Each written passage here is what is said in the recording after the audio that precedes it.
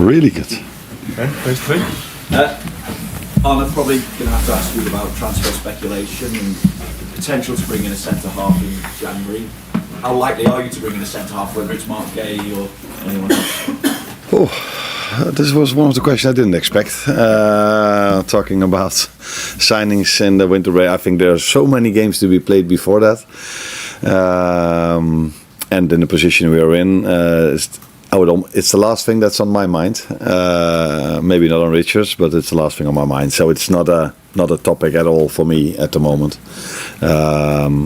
We have at this moment of time 3 centre backs, where with Joe Gomez included, of course, and maybe Ryan and Wata, who can play in that position. So maybe you are not aware of it yet, but we have other positions at the moment where which is a bit more of an issue. In terms of results then, how perfect do you feel you have to be if you are to retain the title now? No, I think I've said many times already that at this moment of time we're not even thinking or talking about it. Actually, we didn't do this last season as well when we were top of the league. It's just about the next game. And I've said many times last season, and I say this season again as well, the best way to judge a league table is after 38 games, but the next best thing in my opinion is after 19 games. And no, let's see where we are then. But at this moment of time, the only focus we have is winning games of football, which it was actually the same last season at this moment of time. I have to ask you about Andy Robertson and his comments on the Scotland qualifier for the World Cup around Diogo Jota. Kind of gave an indication of the weight of grief that you guys are all still carrying. I just wonder then how you manage that day to day within the club, but also as well, are you guys being fairly judged given the raw emotion that you're still carrying with regard to Diogo? No, I think we're always judged, sometimes fair, sometimes unfair. But I saw the interview as well live, and I know that it is an issue for us, which is I think completely normal. But then at these moments of time, I always think about how must it feel for his wife and his children, because that's so much harder for them than it is for us. But that we miss the player and the person, that is completely clear. Maybe it tells you even more now. We play Nottingham Forest. Last season we were 1-0 down at Forest. It only took him 1 minute to score the equaliser. So now I'm talking about the player that we miss for sure, because this time we haven't managed to come back as many times as last season after being 1-0 down or a goal down. And he definitely played his part in that last season. But that we also miss him as a person, that be completely clear. But again, his wife and children will miss him so much more. Parents, by the way, as well. I can tell that you're getting quite emotional, and now thinking about that as well. Does everybody come together, to be reminded? I know you don't want ever to forget Diogo, but it's that constant reminder. Is that something that is good for everyone to spur them on, or are there some other parts with that? I think it's good for us to remind him every time possible because of, like I said, the person and the player he was. But it's impossible to measure what it does to the players and then to measure what it does to our results. So the last thing I would do is to use it as an excuse, because I don't know. What I do know is that we miss the player. That's 100% sure. And we also miss the person, but I cannot measure what that has an impact on our performances, let alone on our results. So that's impossible for me to say, and we will never use it as an excuse, because that doesn't feel right. Can I ask you about team news? Alisson, just wondering where he is. Andy Robertson himself, I don't know if he trained yesterday. Alexander and the update maybe is on Jeremy as well. Robert didn't train for a private reason, is that the way you say? Yeah. But he will be with us today. Alisson trained last week and this week, so he will be able to play tomorrow if things work out well today again. But we do have some issues after the international break, unfortunately. So Conor Bradley is not able to play. Florian Wirtz is not able to play. Those are the two, I think. Yeah. So that's not far from ideal. Do you expect Alisson, or will you choose Alisson to start? If he's ready to play, then he will start. Yeah. Thank you. Just wonder what differences you're expecting in Nottingham Forest this season compared to when you faced them last season. Obviously, 2 changes of manager since then. Yeah. True, 2 changes. I don't think you can. No, not one manager is the same as another one. But the playing style of Nuno comes closer to the one of Sondheis than it comes close to the one of Ainge Postecoglou, maybe. Again, not similar, but closer. So I think it's probably going to be a similar type of game than it was the last time we faced them. Now, with Sondheis taking over from Ainge Postecoglou. And obviously the hectic fixture schedule won't let up over the next few weeks. I think it's 7 games in 21 days for you. How is that when it comes to letting some of your new signings in particular in, because some of them have sort of varying levels of form so far? How does that affect things when you perhaps feel like, I don't know, maybe you have to change things for fitness reasons every few days?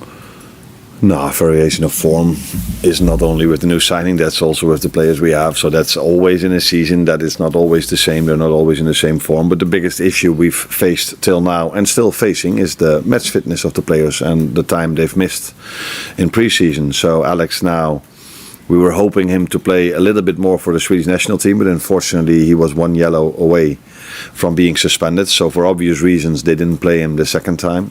But for us, it would have been better if he would have had a bit more minutes in the second game. I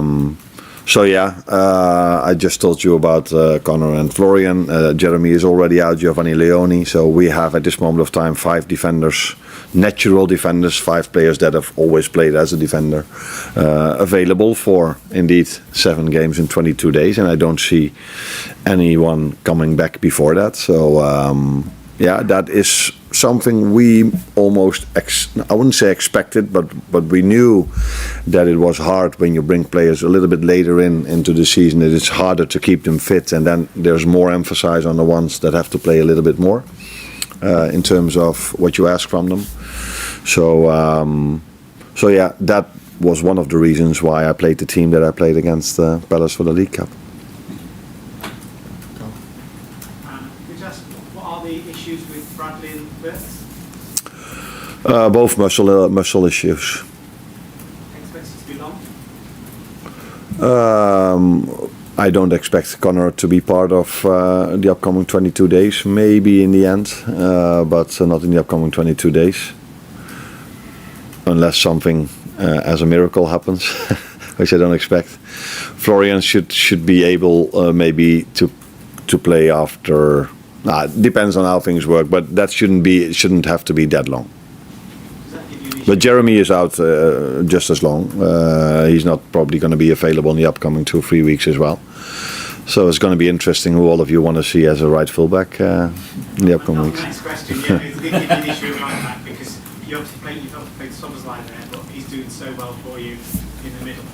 He's doing so well in every position, yeah, that's true. He's played really well as a fullback, played really well as a midfielder. Curtis Jones played there last season as well. Joe Gomez can play there, but Joe Gomez has played, if I'm correct, 2 times 90 minutes throughout the whole 2025 year. So if we want to keep him available longer, it's maybe a bit of a risk to play him 7 times in 22 days. He missed out on a training session yesterday, by the way, as well, but we are expecting him to train today. Challenging, but the good thing is that we have still enough good players available, and maybe one of them or 2 of them have to play in positions they usually don't do. But that's what we have to accept. Hi, Arne. You've spoken a lot about the ability of the benefits of playing with the lead, and a big part of that is making a fast start. In comparison to last season, Liverpool haven't made as many fast starts. I think it's only once in 17 games that we'll score in the first half an hour of a game compared to 22 times just in the league last season. What do you think that's down to, and how do you think you can get that back? I wasn't aware of that stat, although I am aware that we mostly go 1-0 down instead of 1-0 up recently. I cannot give you an explanation for that at this moment of time. I maybe need a little bit more time to think about it, but it does have an impact on a game because, I said many times that City deserved the lead in the first half completely, but it does make a big difference if you go 1-1 into half time. And then when a goal is disallowed, how did he exactly say it? For not unreasonable reasons. And then 2 seconds later you're 2-0 down. So yeah, goals have a lot of impact on games. That's for sure. So yeah, but I cannot give you an explanation why it is actually at this moment of time. James? Arno, just on Dominic, because he's been so important for you so far this season. He had that kind of hammer blow of disappointment being away with Hungary. Have you had to kind of lift his spirits this week to try and make sure it doesn't have a knock-on effect? No, we did talk about it. We spoke not only with him, also with Milos, because for the both of them it was, of course, a very big disappointment being so close to playoff games, and then going out in the extra time, which was fair because I checked it. I was curious to see if there would have been a substitution in that 5 minutes, but I think there were 2. So the referee was in this situation right that he added some extra time. Yeah, then it's really hard that you concede, especially because you. On the other side, you see Robbo, what it means to a country and to a player that haven't qualified for so long, and the same would have been for Hungary, of course. Although playing playoff games doesn't mean you will qualify, but it gives you a chance. And I asked him, is there now still a chance? Because I don't have a clue what's happening. But Alexander Isak with Sweden, they have 1 point out of 5 or 6 games, but they still have a chance to go to the World Cup because they won Group C of the Nations League, where Hungary was in Group A, and they did not win that, of course, so they are not involved. So it's hard for him that they've actually had quite a good season or 2 seasons with the national team, being in Group A of the Nations League and picking up quite a lot of points in their group, but not qualifying. Yeah, it's hard, but. Recently at our club, he's a little bit used to disappointments. So, but not such a big one as this one maybe. But he will be fine. He will always work as hard as he can, and I don't expect him to do any different tomorrow.